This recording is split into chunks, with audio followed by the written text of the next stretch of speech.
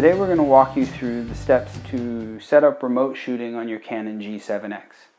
First, we'll enable Wi-Fi on the camera and walk through the Wi-Fi settings, including one that most people overlook. Then we'll download the Canon Camera Connect app and walk you through the basic functionality. Lastly, we combine the Wi-Fi and the app to enable remote shooting using your mobile device. For us, that's the iPhone, and this is definitely our preferred way to get family portraits when we're out on the trail. So let's get started. First up, we're going to hit play on the back of the camera to power it up without extending the lens. Doing this makes sure that we don't scratch the lens while we're fumbling with the camera settings. Then we're going to hit the menu button to bring up the different settings menus, and I'll use the flash button on the center dial to move right through the main folders. You might have more or less depending on your custom menu setup, but the Tools tab is standard and where we need to go to adjust the Wi-Fi settings. So using the center dial on the Tools tab, we're going to scroll almost all the way to the bottom, selecting Wi-Fi settings with the Set button. Here I have the ability to add a password, remove previously connected devices, and resize for sending. This is an important feature for maintaining the quality of your photos when you transfer over Wi-Fi. I often see complaints on the forums about the apps resizing images or distorting them a little when they transfer over Wi-Fi, but the problem is easily avoided if you select No here, and it'll send through the full-size image. There are two ways to connect the camera to your mobile device using the Wi-Fi. One is to connect both the phone and the camera to an external wireless network.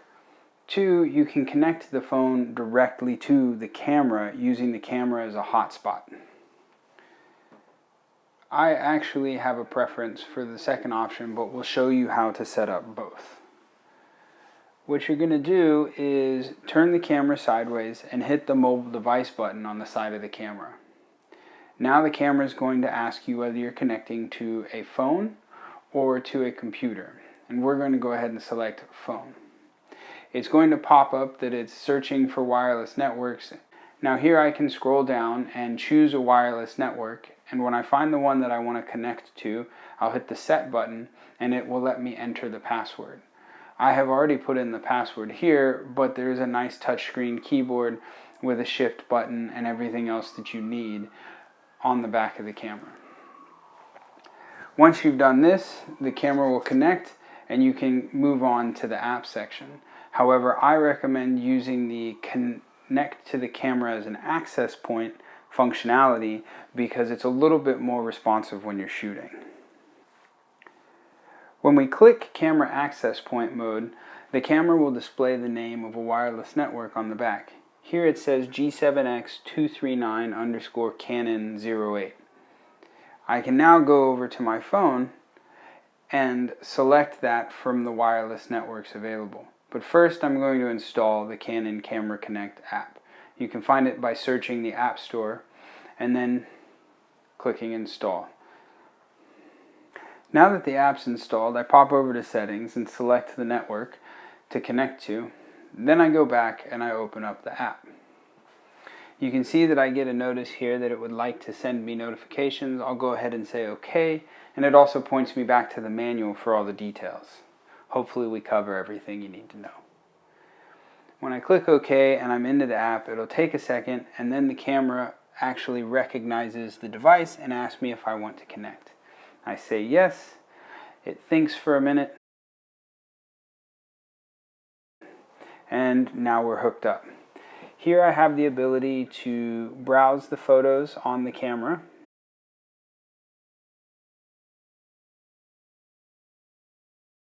I can also click here to geotag my photos.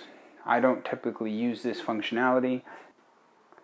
The middle option here is what enables the remote shooting controls. When you click it the first time, it'll give you a pop-up letting you know that it's going to extend the camera lens. I personally let it show me this every time because it has saved my camera a couple times from extending the lens into a tree branch or something else. When I click OK, it's going to bring up the controls for the remote shooting.